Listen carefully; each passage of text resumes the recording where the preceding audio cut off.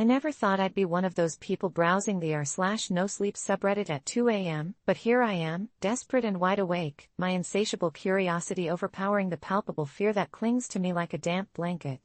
The night started like any other. I was tucked in bed, scrolling through my phone, the glow casting unsettling shadows across my cluttered room. Despite the late hour, I found myself captivated by a thread titled "How I Learned to Overcome My Fear of the Unknown." It was a typical setup, a user sharing their experience with nightmares, growing increasingly uneasy as they dived deeper into their story. But there was something different about this one. It was chilling and pulled me into the depths of their dread. They spoke of a series of inexplicable occurrences that left them questioning their reality. As I read, a memory I had buried long ago resurfaced, igniting a flicker of unease in my stomach. Years ago, I experienced something that didn't just sit right with me, it haunted me. My family lived in an old house in the countryside, far removed from the comforts of the city. One summer evening, while my parents were busy preparing dinner, curiosity got the better of me. I ventured into the basement, the kind with creaking stairs and a door that seemed heavier with every step I took. I had heard whispers in the dark corners, tales of things that lingered there, mausoleum-like memories left behind by the previous owner, an old woman who vanished without a trace. My fearless little heart skipped a beat as I flicked on the light, revealing a haphazard collection of forgotten furniture, dust-covered bikes, and boxes that full of objects with no defined purpose. I rummaged through them, feeling a strange mix of excitement and trepidation, until I stumbled upon an ornate mirror, its surface tarnished with age. As I reached out to touch it, a chill washed over me. I can still recall that moment with clarity. My fingers brushed the mirror, and the reflection warped as if the glass were alive. A fleeting image of a woman flashed before me, the older woman who had vanished, her eyes dark pits of sorrow, beckoning me to look deeper. I recoiled, heart racing, thoughts spiraling. I made a hasty exit, but I couldn't shake the feeling that something had followed me upstairs, lurking just beyond the edge of my perception. The days that followed were riddled with eeriness. Unearthly whispers filled my ears when I lay in bed, shadows danced just out of sight, and sometimes, in the midst of the night, I could swear I felt icy fingertips brushing against my neck. My parents shrugged off my fears, attributing them to an act of imagination. But I knew the truth. There was something in the house, something hungry and waiting in the darkness. I attempted to forget about the mirror, but it was impossible. Whenever I ventured near the basement, dread cloaked me like a shroud. One night, driven by an uncontrollable urge to confront my fear, I descended the stairs once more. The air was thick with dust and something else, a lingering presence that made my skin prickle. The mirror stood there, glowing faintly in the dim light, its surface reflecting nothing but shadows. I stepped closer, compelled, fighting the fear that wrapped around my heart. And then I heard it, a soft murmuring beyond comprehension. It resonated through the dark, an echo from a distant realm. Summoning every ounce of courage, I placed my hand against the glass again, and the world around me shifted. The whispers grew louder, morphing into a cacophony of voices, all pleading, warning, and weeping. I could see the old woman again, her hand reaching out from the depths of the mirror, a harbinger of sorrow and despair. I was frozen in place, feeling her energy seep into me, the frigid weight of the unknown pressing down. But that night, instead of retreating, I pushed further into the depths of the mirror, whispering the words I had heard her voice conjure. I can't remember the exact incantation, but I could see the shimmer, swirling colors pulling me into an abyss. It felt timeless, as if I were suspended in a void, and then I was in. I experienced moments of agony, suspended between memories that weren't my own, reliving scenes from the woman's life, the moment she had disappeared into the mirror. The confusion twisted my mind, and I was left feeling like a wanderer in a land where reality had no dominion. It was here, in the belly of the unknown, that I felt my fear transform. The weight of it shifted, becoming something I could wield. I was not just a spectator, I was part of something greater. I began to empathize with the silhouette of the woman trapped in the glass. Her fears were mine, and her longing for freedom echoed in my soul. I whispered words of comfort, and the air crackled with tension before exploding back into clarity. I jumped back from the mirror, breathing hard, terrified and exhilarated. I was changed. Little by little, I found ways to step outside my comfort zone. I started small, with confronting shadows lurking in the corners of my mind. I challenged the boundaries I'd set around myself, the constraints of conformity that had tethered me not just to the fears of the unknown but to the comforts that easily became prisons. I began traveling. I sought out new experiences, put myself in situations quite deliberately where unexpected things could unfold.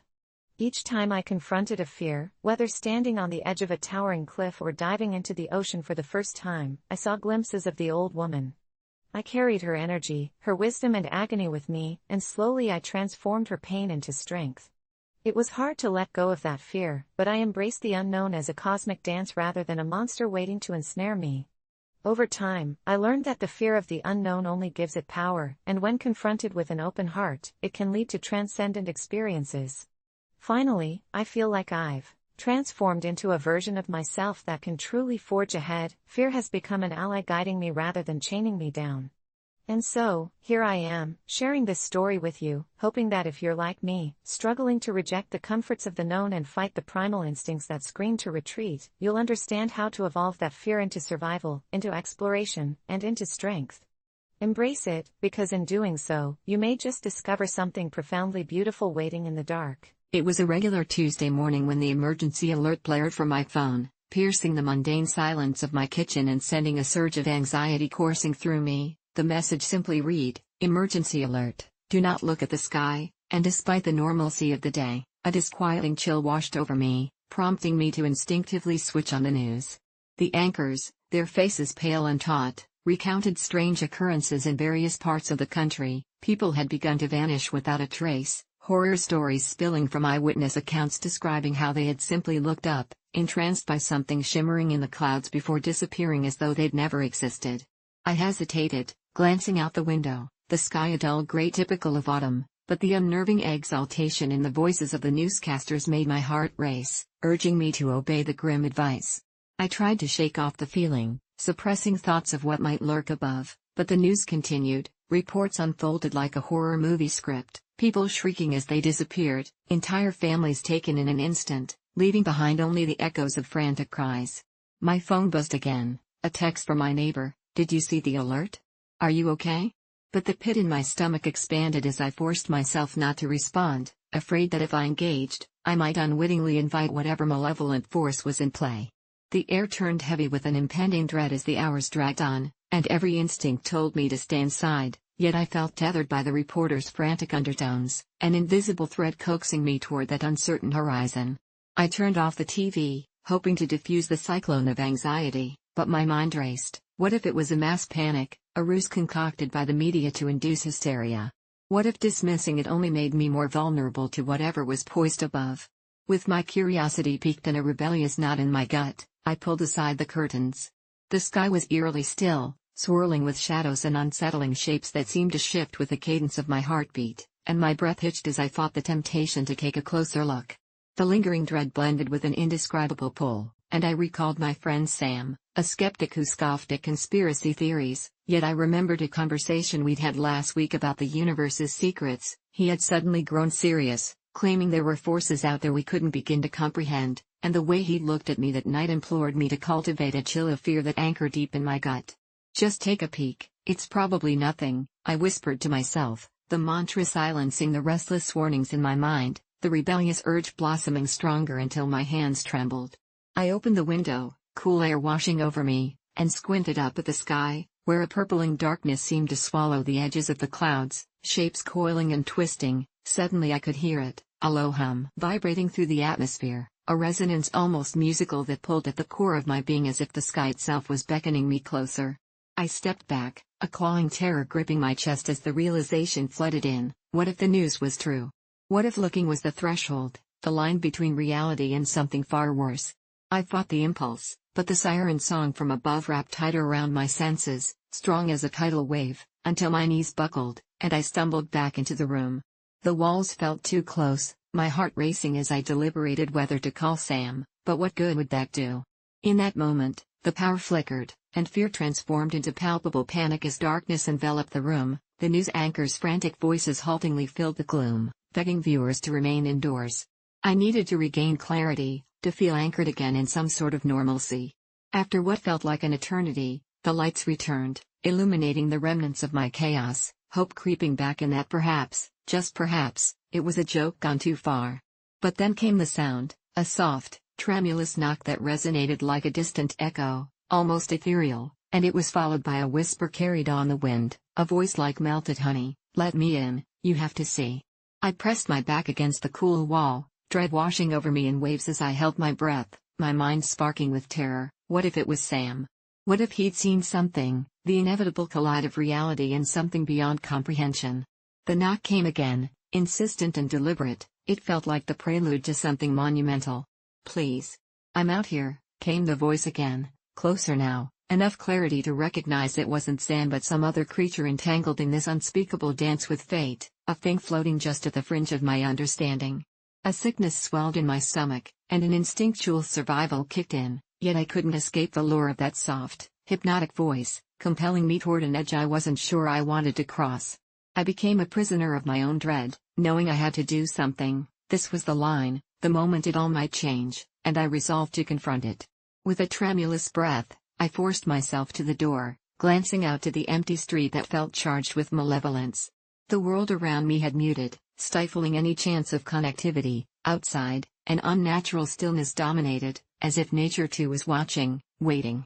I swung the door open, bracing myself to confront whatever horror awaited me, yet all I saw was the unsettling emptiness of my neighborhood, where shadows danced wildly, mocking my indecision.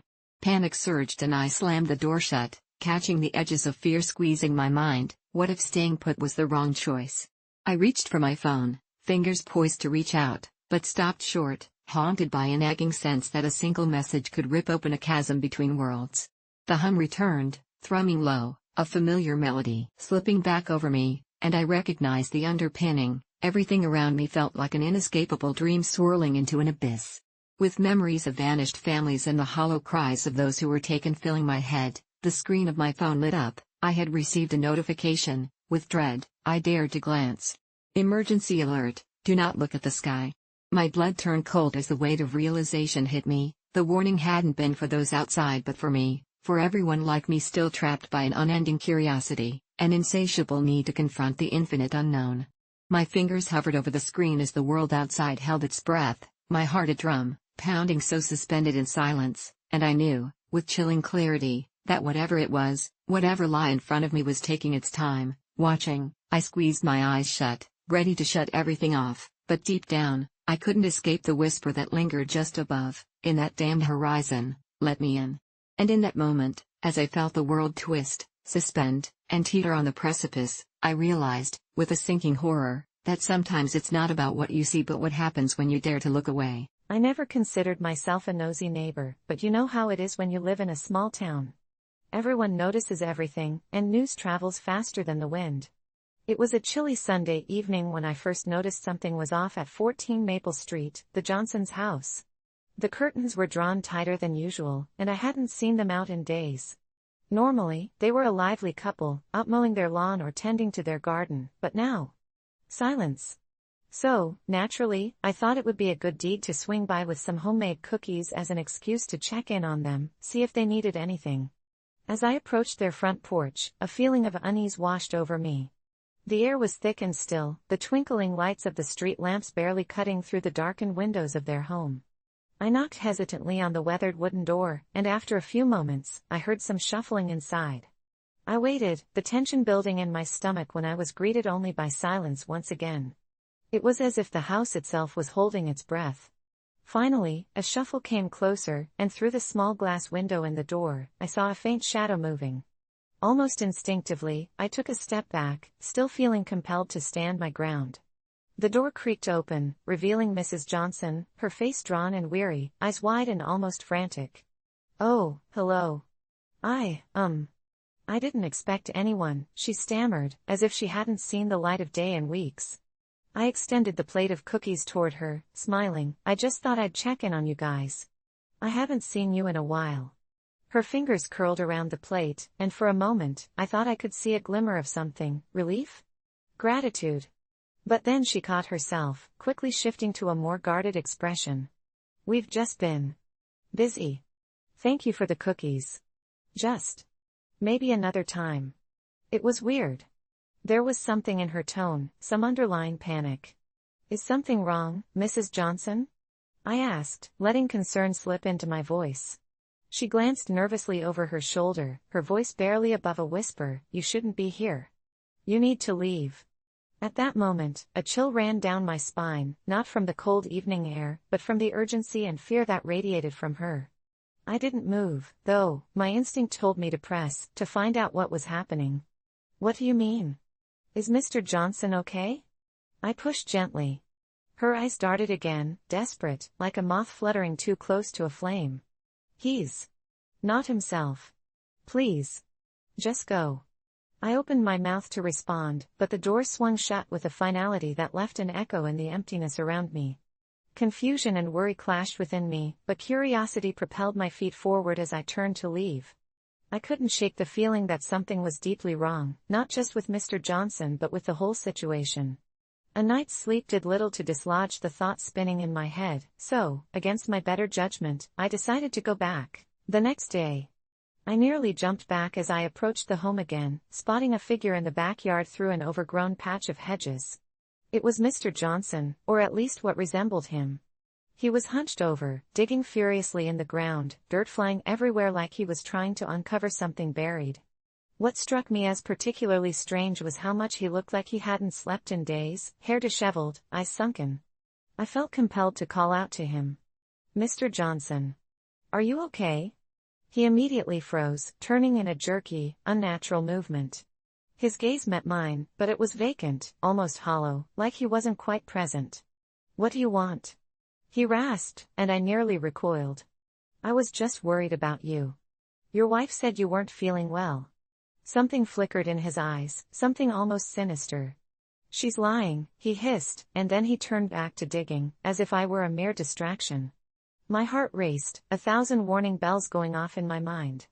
The once kind neighborly relationship I cherished was morphing into something frightening, something I couldn't quite place. I stood still for a moment, considering my next move. That's when my gaze drifted beyond him to what he was digging up. Before I could wrap my mind around it, he turned back to me, and the look in his eyes twisted something deep within me. You should leave. You don't belong here. Just then, a loud crash echoed out from one of the trash cans nearby. An animal. I looked past Mr. Johnson and saw only darkness. Something scuttled away, fast, and in that instance of distraction, Mr. Johnson lunged at me. I barely dodged, adrenaline surging as I stumbled back, my mind racing, the full scope of the situation flooding in. I sprinted toward my house, stumbling over my feet, heart hammering against my ribcage. I didn't stop running until my front door slammed shut behind me. But the panic didn't dissipate. I felt like a cornered animal, trapped with nowhere to turn. That night, I couldn't shake the feeling of eyes on me, as though the Johnsons were watching from behind their darkened windows. I tried to push it all out of my mind, thinking perhaps I was just being paranoid, seeing long familiar faces morph into something strange and unfamiliar. I was about to convince myself it was all in my head when a loud thud came from my basement. My heart skipped a beat. I knew without a doubt I had locked the basement door.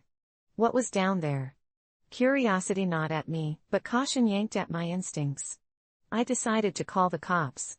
While I waited, I paced back and forth, every creak of the floorboards echoing in the silence. It took an eternity for them to arrive. When they finally did, I practically threw the basement door open, revealing the dark abyss below. The officer shined his flashlight downward, calling out, "Is there someone down there?" I waited for 10, maybe 15 agonizing seconds, until he turned to me, his face pale. "Nothing down there, ma'am." I could feel myself flushing with humiliation. How ridiculous I must have seemed. "I swear I heard something."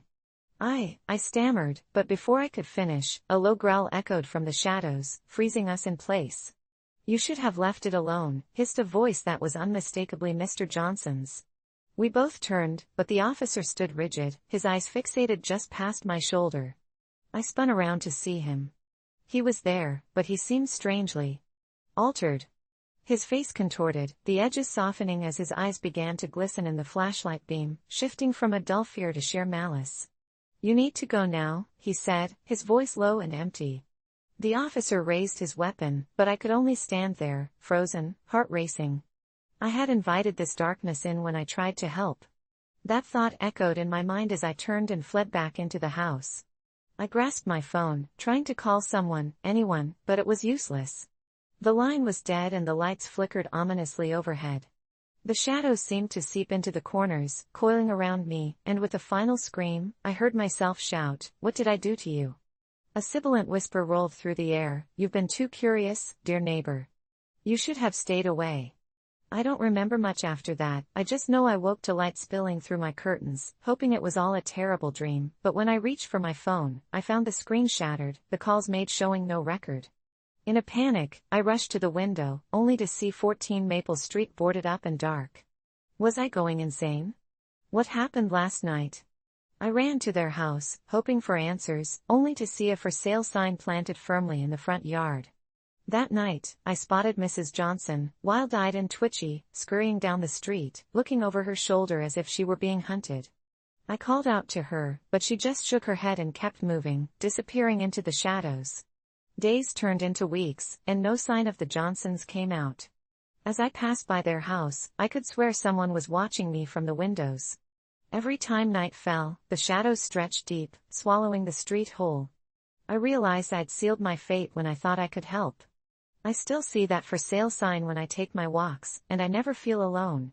No one quite understands why I avoid 14 Maple Street now. Maybe they think I'm just another nosy neighbor, but I know the truth. Some houses hold secrets better left undisturbed, and sometimes, helping others comes at a price you can never pay. I didn't think much of it at the time, but looking back, I can't help but feel like that brief moment changed everything. It started when I was driving back from a long day at work, tired and ready to sink into my couch and binge-watch something mindless to forget about the grind of my 9 to 5. The sun had started to set, casting a golden glow over the pavement, and I noticed a figure standing by the side of the road, thumbing for a ride. At first, I hesitated. The last thing I wanted to do was pick up a stranger, but something in the air felt different, almost electric. Out of nowhere, I pulled over. The figure turned out to be a young woman, probably in her late 20s. She had messy hair, a worn backpack slung over one shoulder, and looked like she had been traveling for quite some time. I could see the relief wash over her face as she approached my car. "Thank you. You have no idea how long I've been waiting," she said, slipping into the passenger seat. I introduced myself, and she told me her name was Jess. As I drove, the conversation flowed more naturally than I expected. Jess spoke passionately about her dreams of becoming a photographer, about traveling the world and capturing every moment. She was going to a job interview at a local gallery and seemed so hopeful. I shared a bit about my monotonous corporate job, and she shook her head with a sympathetic smile, urging me to chase my own dreams. We pulled into a coffee shop so she could grab a quick bite before her interview. Jess thanked me again, and as she hopped out, a flicker of something, fear, perhaps, crossed her face when she glanced back at me. I waved it off, hoping she was just nervous about her upcoming interview. After she grabbed her coffee, she was all smiles, and as she stepped back into the car, I could see her excitement bubbling over. I parked in front of the gallery where her interview was being held, and she took a deep breath to calm her nerves. "You know, I have to pay this forward somehow," Jess said with a grin. "You saved my day, I can't thank you enough." She fished out a small camera from her bag and snapped a quick photo of me. "For luck," she said, flashing a smile that illuminated her face. I laughed and said I hoped it would work. After a quick goodbye, she dashed into the gallery. I pulled away and headed home, thinking about how that simple interaction felt surprisingly uplifting. But through the night and into the next day, I noticed something was off. My phone buzzed relentlessly. It was my friend Mia, sending frantic texts asking if I had heard the news. "No," I responded. "What news?" It turned out the gallery where Jess had gone for her interview was the same location where a massive explosion had occurred just an hour after I dropped her off. Reports flooded in about chaos and the lives it had impacted. I felt a chill run down my spine. Was Jess okay? Did she make it out? I couldn't shake the feeling of dread that engulfed me. I spent the entire night checking the news and social media, hoping to see a sign that she was all right. But as the hours ticked by, my heart sank deeper. It wasn't until the next morning that I finally spotted a post on a local news page showing a group of people being rescued from the wreckage. I squinted at the small thumbnails of survivors, praying she was among them. And then, there she was, dirt-streaked and wide-eyed, but alive. Relief surged through me, crawling over the fear of how close I had come to losing a total stranger. I immediately commented on the post, urging people to find her, hoping she knew how fortunate she was. Then, unexpectedly, my phone buzzed with a message. It was Jess. "I'm okay," she wrote. "You saved my life." For a moment, I didn't understand. "What do you mean?" "I just gave you a ride," I typed back, wrestling with confusion. "No," she replied. "I wasn't in there yet.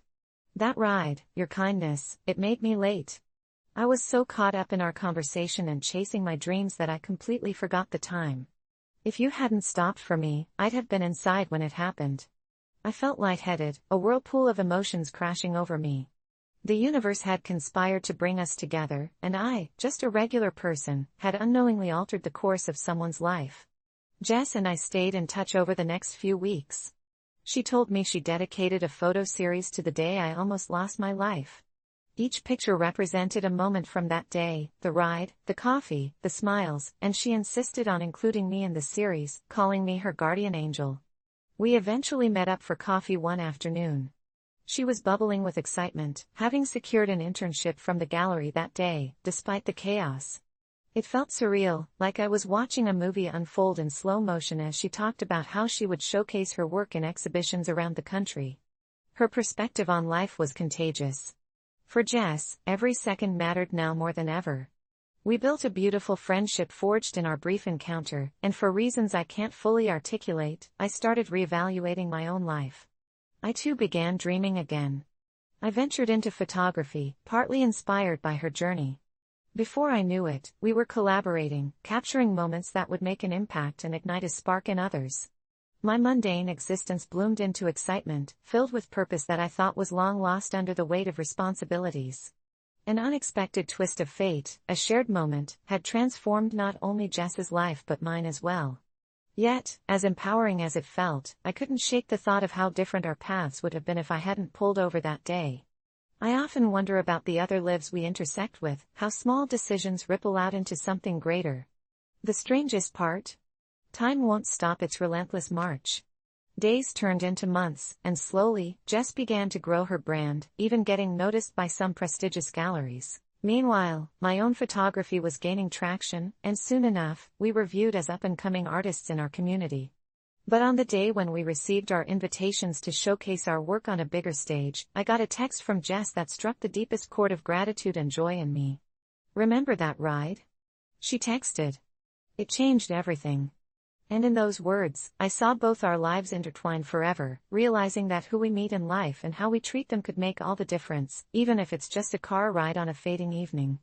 So the next time you're driving and see someone on the side of the road, remember, you might just be the one to shift the course of their life, or even your own. It was a crisp Saturday morning when my friend Dave texted me, asking for help with his move. I'd known him for years, and he'd always been there for me, so without hesitation, I threw on my clothes and grabbed a few bottles of water.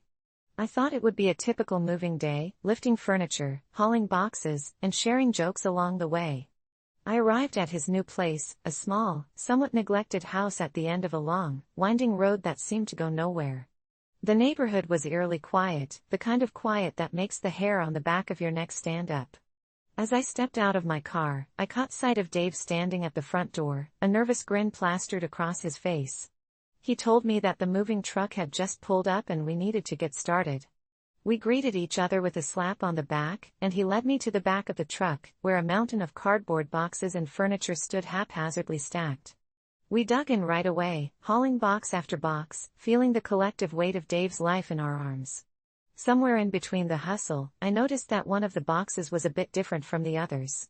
It looked older, with frayed edges and a yellowish hue, almost like it had traveled through time. I brought it to Dave's attention, and he dismissed it, saying it was just some old junk his grandma had left behind. I set it aside, thinking it might be interesting to look through later, but the day wore on. The sun hung high, beating down on us as we lifted couches and tables, sharing stories to lighten the load. Despite the heat and hard work, I felt a connection with Dave growing deeper. We were laughing, sweating, reminiscing about college days. We took a break to hydrate and sat down on the dusty porch steps, where he told me about how this move was a fresh start after a tough breakup. I listened intently while trying to empathize with him. It's never easy to start over.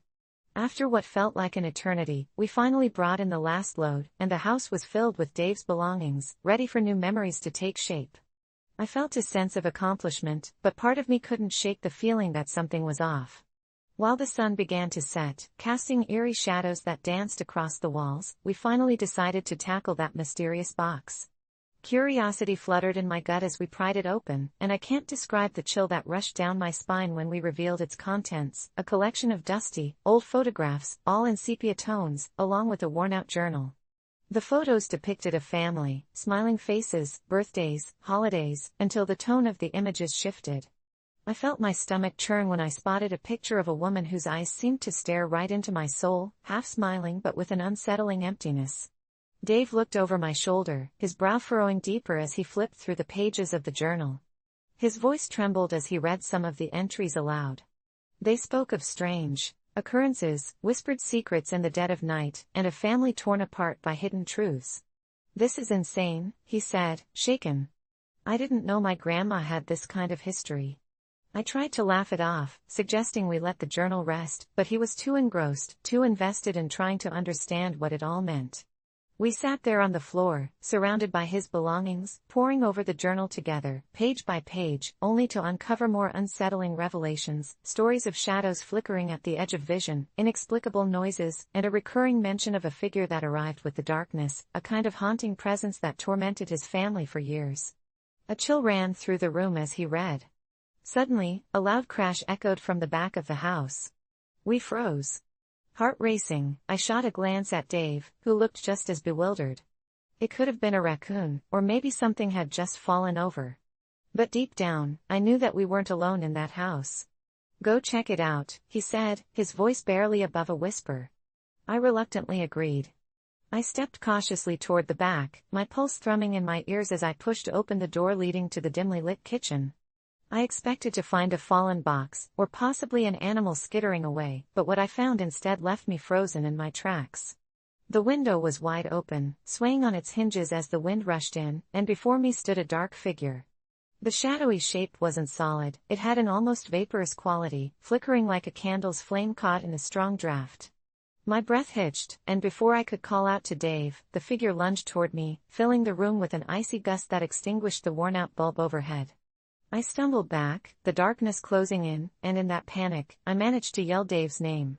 He came rushing back, the light from his phone illuminating the space just enough to reveal that the figure had seemingly vanished. The kitchen stood empty, the window still wide open as a ghostly breeze swept through.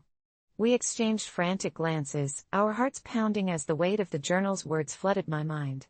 We were being watched, haunted by the past of this very house. "We need to get out of here," I said urgently, my voice trembling.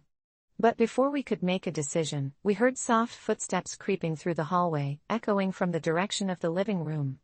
Both of us froze again, exchanging a terrified glance. Who, or what, was in this house with us? The shadows seemed to deepen, entwining around us as we stood, paralyzed. The footsteps stopped, a haunting silence filling the space. I could feel a presence settling in the air, thickening the atmosphere, making it harder to breathe. Finally, gathering my courage, I whispered, "What do we do?" But the silence remained unbroken until a soft, almost sorrowful voice filled the air, "Help me find peace." It sent chills straight to my core. Dave and I looked at each other, our eyes wide, hearts racing, unsure if we should respond or run. We stared into the black abyss of the living room, gripping each other's arms for support. "What do you want?" I finally ventured, my voice barely a whisper. "You have to listen, or I will never free them. Help me." The words hung in the air, begging for understanding. All at once, the heaviness shifted, and I could feel the sorrow radiating from the darkened corners of the room, a painful yearning masked in shadows. Summoning every ounce of bravery, I stepped forward and asked, "How do we help?" The shadows coalesced, taking shape ever so slightly, and the figure began to take form before us, a woman, her eyes hollowed and filled with longing. "Find my family," she whispered, then just like that, she vanished into thin air, leaving us alone in the suffocating silence. Without thinking, I grabbed the journal and rushed to Dave. This isn't just a story. We need to figure out who she is," I urged, determination washing over me. We pored over the old journal, reading between the lines, piecing together the fragments of a faded past. With each word, it became increasingly clear to us, this wasn't just about a haunting. It was a tragic tale of loss and regret, a desperate plea for help from a woman whose family had long forgotten her. With the darkness now lurking just beyond our sense of safety, we suggested a plan: search the local archives, unlock the mystery, and with every piece of information, maybe we could free the fractured soul bound to this house. That night, we left the house feeling unmoored, yet oddly connected to a past that was not our own. The journey ahead promised to be filled with hard work, but together we had a chance to bring resolution to a lost spirit. Though the endeavor was daunting, the weight of the experience strengthened our bond, and as we drove away from that eerie house, we both felt something shift in the air. Perhaps by helping a friend move, we were on the brink of something extraordinary, an unexplainable connection threading lives across time, shadows whispering truths that desperately needed to be heard. It wasn't just a day of hard work, it was the beginning of a quest that would change us both forever. The day started like any other. The sun peeked through my curtains as my alarm buzzed incessantly, pulling me from sleep. The edges of my dreams began to dissolve, replaced by the familiar hum of reality. My parents had always been more of an enigmatic presence in my life, their relationship strained ever since my father lost his job. They were always there, but the walls of our house felt thick and suffocating, silence hanging heavily in rooms that had once buzzed with laughter. I had grown used to the empty exchanges, the distant glances. It was an unspoken agreement to ignore the tension. But that day, something felt different. My father's footsteps echoed with an unusual urgency down the hallway, and I glanced at the clock. It was barely 8 in the morning. I wasn't sure if I was ready for whatever this was. He stepped into my room without knocking, the usual boundaries blurred by an unmarked desperation I had yet to identify. "We need to talk," he said, his voice a raspy whisper, as though afraid to disturb the silence, even more afraid of what he might reveal. My heart raced as I swung my legs out of bed. "Is it about Mom?" I asked, not certain if I'd spoken too soon. His expression changed, the tension around his mouth tightening, but he didn't answer, just shuffled his feet against the floor, avoiding eye contact. That's when I thought of running, but I didn't. Before I could muster the courage, he gestured for me to follow him downstairs. I was apprehensive but intrigued. This wasn't the kind of talk we had ever had, and to be honest, I wasn't sure I wanted to hear it. As we descended the staircase, I noticed the walls lined with frames, each photo frozen in a moment of happiness we no longer seemed capable of. When we reached the living room, he motioned me to sit on the couch. I complied, folding my hands together, hoping that perhaps this was a conversation that would lead us to some clarity. He sat across from me, his brow furrowed in contemplation, and after what felt like an eternity, he finally spoke. "You remember when I used to tell you those stories about my childhood?" I nodded slowly, reminding him of the bedtime tales filled with goofy adventures and life lessons. A flicker of recognition sparked in his eyes, but it quickly extinguished. "Well, there's something I didn't tell you, something I've been carrying for a long time." The air between us thickened, I could feel his vulnerability laying bare. I grew up in a different world, one where everything seemed perfect on the outside, but it was a complete facade. He paused, and I could feel my heartbeat throbbing in my ears. "My father, your grandfather, he wasn't who you think he was. He was charming, yes, but he had a darkness too, and no one in the family wanted to see it." My stomach knotted as he continued. He was controlling, demanding perfection at every turn. It was like living under a microscope, and when I failed to meet his expectations, the consequences were severe. I think I learned to bottle things up, to wear a mask, to shield the world from my pain.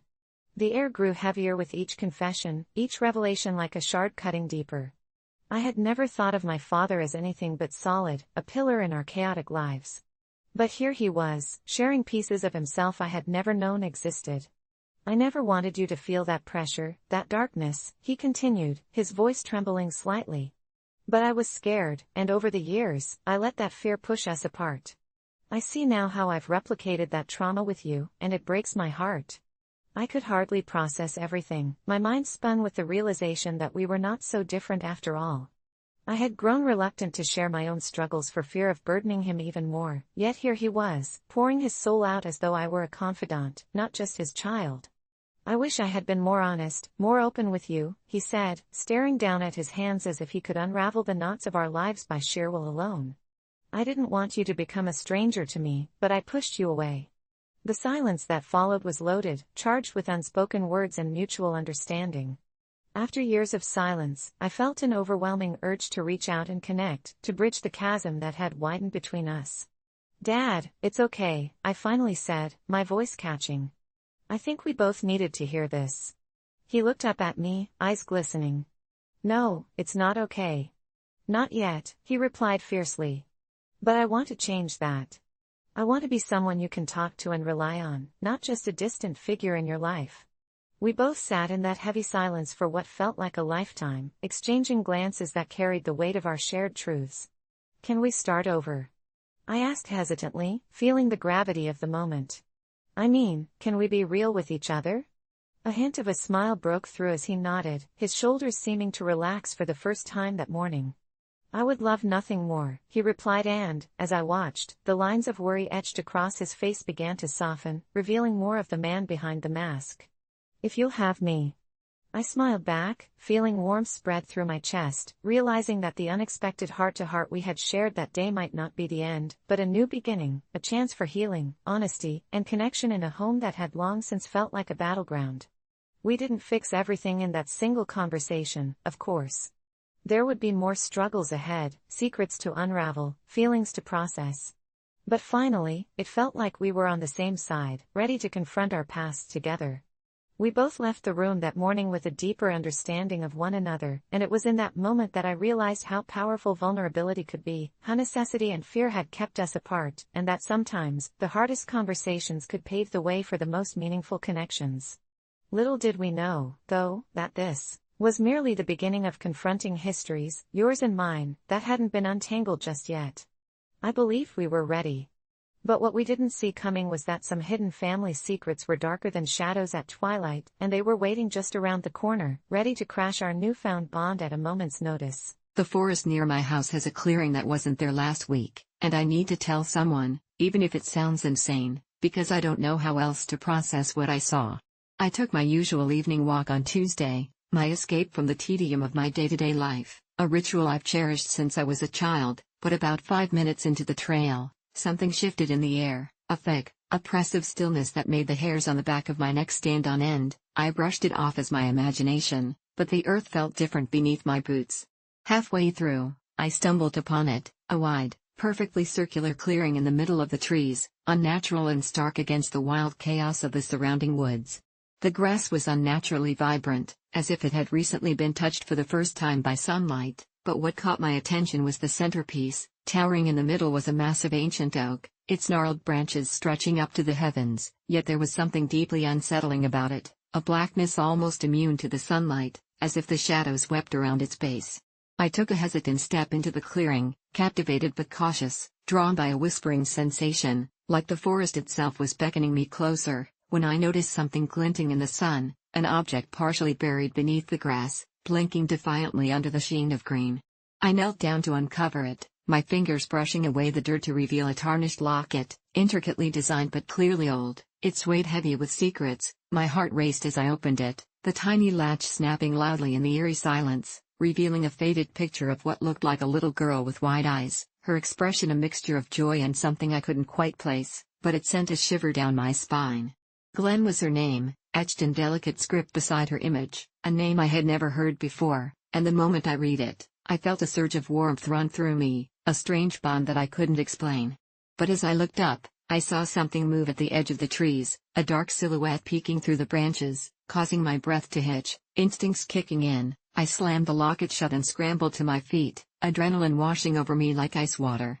I glanced back towards the oak. It stood unmoved, indifferent, but the feeling of being watched was intense, almost malevolent, so I left the clearing as quickly as my feet would carry me, my heart pounding. But the image of Glen burnt into my mind like a brand.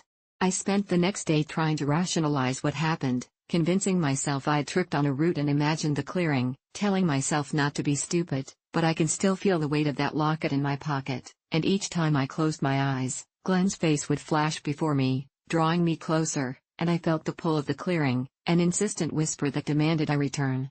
So, on Thursday, against my better judgment, I went back. The forest felt alive with anticipation, every rustle of leaves sending shivers down my spine, but I forced myself to push deeper, the clearing revealing itself more swiftly, as if it was waiting for me, the sunlight almost breaking through the treetops to illuminate the oak, its branches swaying, though the wind was still. I stood there, frozen, clutching the locket tightly, feeling the heat radiate from the earth, but this time, there were more things in the grass. Scattered around the base of the oak were other trinkets, faded photographs, little toys, and pieces of jewelry, all tarnished with time, but each one called to me, a siren song of lost stories.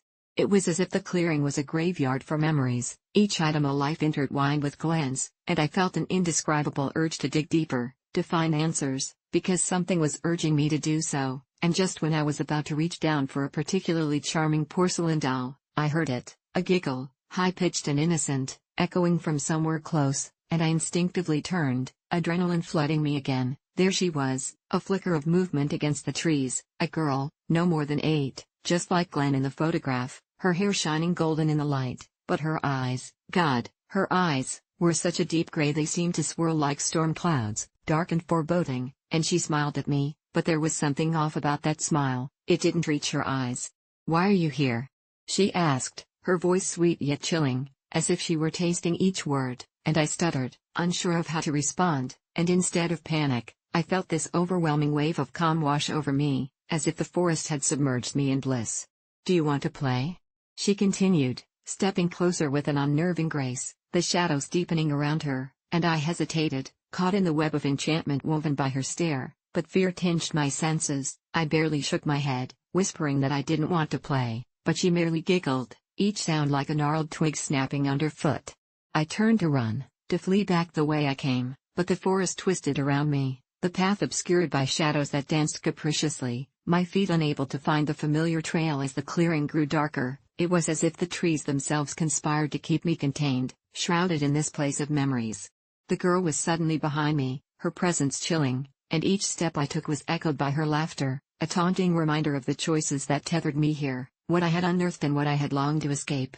I finally leapt forward, slapping away branches that clawed at my flesh, screaming internally for salvation, but when I looked back, she was right in front of me, mere inches away, and I gasped, sheer terror washing over me as I felt that locket drop from my pocket, clattering to the ground. The girl snatched it up, gazing into it with that same unreadable expression as time slipped away in agonizing seconds until she looked up, her voice haunting and still sweet like the last light of dusk. "Now you belong to me," she said, and I felt a surge of cold, the world around me darkening, her words wrapped around me, tight like a vice, as I knew, I would never escape, that the clearing wasn't just a place but a void, a trap, and as it retreated into memory, my heart raced with the knowledge that now it lingers, a clearing no one else can find, a little girl waiting for her next playmate, and I'll forever be a whisper among the trees, my story encapsulated in silence. It was a bleak winter evening when I stepped out of my apartment, the wind howling like a lost soul, and my breath forming small clouds in the frigid air. I was on my way to meet a friend for dinner, just a casual outing to distract me from the monotony of my life. As I walked down the dimly lit street, a flicker of movement caught my eye in the shadows of a nearby alley. Curiosity tugged at me, and against my better judgment, I turned to investigate. Peering into the darkness, I spotted a figure crouched by a dumpster, shivering and wrapped in what looked like a tattered blanket. An unsettling feeling crept over me. It was that age-old internal struggle, should I help or just walk away? After all, I had a dinner to catch. But something about the scene pulled me in like a moth to a flame, and before I knew it, I was stepping closer. As I approached, the figure jolted up, revealing a young woman with wild eyes and tangled hair, her cheeks flushed from the cold. "Please, I need help," she stammered, her voice shaky and desperate. I hesitated but couldn't bring myself to leave her there. I asked her what was wrong, and she explained that she had lost everything, her job, her home, and, terrifyingly, her family. The world felt heavy on her shoulders, and somehow, I could see it echoed in her blue eyes. I didn't have much to spare, but I offered her what little money I had in my pocket and asked if she wanted something warm to eat. She nodded with a grateful smile that melted my heart, and together, we walked to a nearby diner. Over steaming bowls of soup, we talked. She introduced herself as Clara, and I learned about her struggles, the suffocating weight of despair that had driven her to the streets. The more she spoke, the more I felt an unexplainable connection with her. As the evening wore on, I felt something shift in the air, an electricity of shared experience that made it feel as though fate had intertwined our lives, even if only for this singular moment. I had no idea what was coming next. After we finished our meal, I suggested that she stay with me for a night. I lived alone, and something in my gut told me that leaving her alone would be a mistake. Clara initially hesitated but eventually relented, though I could see the flicker of distrust in her eyes. Arriving at my apartment, I offered her a shower and some clothes I'd long outgrown. Watching her transform from a weary, beaten figure into someone who looked like they might actually smile again was the most beautiful thing I had witnessed in ages. We sat on my couch, and she shared more stories, about her dreams, her photography career that had crumbled under the pressures of life. As she spoke, I felt a weight lift off my shoulders. Sitting there, listening to her passion reignite, made me realize I hadn't truly felt alive in a long time. Hours slipped away as we exchanged laughter, fears, and insecurities. With each shared moment, Clara and I became something like friends, and with that connection, I moved from simply feeling pity to a strange, fierce desire to help her any way I could.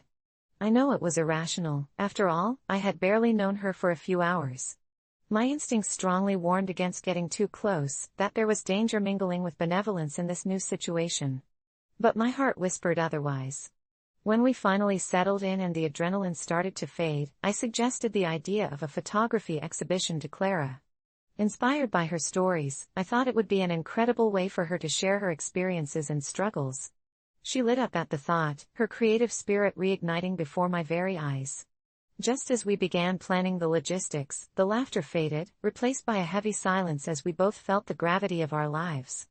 Around midnight, I offered Clara a couple of blankets and a place on my couch to sleep, feeling a wave of protectiveness wash over me as she nestled in, her face softening in a dreamlike expression. Once I turned off the lights, a wave of anxiety crashed over me. Here I was, letting a stranger stay in my apartment. But whatever unease gnawed at me was overshadowed by a growing sense of purpose. I had to help her rise above the storm. Just as I was sealing myself away in my bedroom, I heard an unexpected rustle from the living room. A surge of adrenaline shot through me as I rushed out, half expecting to find a thief or worse, only to find Clara standing by the window, staring out into the dark abyss of the street below. "I'm sorry," she said, startled, "I didn't mean to wake you." But there was something off about her demeanor, shadows flickering across her face, and as I moved closer, I realized she wasn't looking out at the street. She was staring reflexively into the darkness as if searching for something lurking beyond the veil. "What are you looking for?" I asked. She turned to face me, her eyes wide and haunting. "I don't know," she mumbled, her voice trembling. "I just have a feeling. I can feel it coming." That's when my heart stopped. I felt an inexplicable chill crawl up my spine, not from the cold outside, but something more sinister. I don't know what compelled me, but I grabbed her hand and quietly led her back to the couch, my instincts roaring at me to protect her. We sat there in silence, the tension thick between us, shadows lengthening in the dim light. But once again, she smiled, a small, fragile spark that lit up the room. I knew then that I wouldn't just let her go back to the streets anymore. I was invested in her journey, and in whatever strange bond had formed between us. As the night dragged on, we eventually settled into comfortable silence, a blanket of mutual understanding enveloping us, until sleep finally took us both. The next morning was bright and cold, but a warmth surged through me as I woke up to find Clara already awake, fiddling with her phone. I smiled, however, when she glanced at me and broke into a genuine smile. "I have an idea," she said, excitement dancing in her eyes. "Let's do more than just an exhibition. Let's document the stories of people like me and share them. We could do a zine, and I'll take photos of everyone we meet." And just like that, the little project ignited into enthusiasm, a fire that burned bright against the fading memories of despair. Over the next few weeks, something miraculous happened. Clara and I became a team, exploring the city, meeting people, capturing their life stories, their hopes, dreams, and resilience. It was almost surreal, feeding their histories through her camera and into our collective being. Clara's zest for life was infectious, and soon, she became the artist she always wanted to be. I, too, was transformed. The darkness I had felt closeting away with my mundane routine dissipated in her presence. It became a life-changing experience, not just for Clara, but for myself as well. But just as life began to shine, an inescapable shadow began to loom over us. Cold breezes rustled through the air, and soon Clara became withdrawn again. I noticed her gazing out the window at odd hours, the same anxious look in her eyes. I did my best to reassure her, but our new routine was starting to make her restless. One evening, she burst into tears, pouring out her fears about revealing her past through the zine and how it might reflect on the people she cared for the most. "What if they hate me?" she cried. "What if they think I'm just that girl they always saw on the streets?" I held her close as the words drowned out the louder fears creeping inside me. Somehow, we made it through that dark patch, finishing the first issue of our zine. It was a heartfelt testament to struggle and triumph, and honestly, it went viral. We received testimonials from people encouraging us and even donations. I watched Clara flourish, her past fading from view as she emerged in the sunlight. But, just when it seemed the future could not be brighter, the storm returned. One night, Clara disappeared. I woke up with an odd feeling. The space beside me was cold and empty. Panic sparked in my chest, and I scoured the apartment, my heart thumping loudly in the deafening silence. The moments stretched indefinitely until I finally hit the street, scanning the area frantically. I had to find her, I had to bring her back. I retraced our footprints, every corner and shadow becoming haunted by her absence. After hours that felt like days, I received a frantic text. Clara had been spotted at the alley where I had first found her. It sent chills cascading down my spine. I rushed over, sweat pooling in my palms as shadows danced around me. When I finally stumbled into that alley, I called out her name, a broken whisper splitting the night air. I found her in the very same place we had first met, crouched against the grimy wall, her face streaked with tears. "Clara." I rushed forward, her eyes flaring with fear as she recoiled. "Please don't come closer," she begged. "Me," her voice cracking. "I can't stay like this, it's taking over. I can feel it dragging me down again." Just like that old feeling from earlier, despair clawed back at us, vengeful and relentless, suffocating me. "You're not alone anymore," I pleaded, reaching out, but the shadows loomed too large, too intimidating. "You can't do this alone." But then she whispered something beneath her breath, a prayer or a mantra, and she abruptly turned away. I felt myself lunging, instinct driving me forward as I grabbed her wrist, pulling her back just as she was about to vanish into the darkness. "What are you doing?" I cried. "We can face this together." That was when I realized the dark shadow was not just a metaphor anymore. It was alive and vivid in her fear, a tangible darkness that threatened to consume her whole. "Let me go," she screamed. "You don't understand, it already has me." And for a moment, I felt the weight of that truth in my bones. The darkness that had haunted her had come for me as well. Fear fought within me, but holding her tight brought a surge of warmth, courage I hadn't known I possessed. "I won't let it win," I shouted, igniting a strength full of prayer. "Not now, not ever." Rolling waves of energy surged around as tears streamed down Clara's face, and in that moment, our connection glowed brighter than the doubt lurking in the streets. The shadows lurked, but we wouldn't let it consume us. It was an unshakable promise I made with every ounce of my being as I held on tightly, feeling her fight slowly begin to resonate again. And as if by some miracle, the darkness started to recede, retreating back into its corners as our laughter echoed through the alley. We did it together. We weren't just survivors, we were warriors battling the darkness, taking the first step toward the light. And from that day, we faced each struggle head-on, together. Clara's photography displayed at local galleries, her voice rising above the din that once silenced her. We became advocates for others like us, helping share stories that would brighten the faces of those still lost in darkness. If I had never stopped to help a stranger in need that cold winter night, I wouldn't have recognized life's infinite capacity for change. That night sparked a life-changing journey, one that grew into a meaningful tapestry of hope, light, and connection. In every moment, we breathed and created beauty where there was once only despair. And that's the time I helped a stranger in need. It changed everything.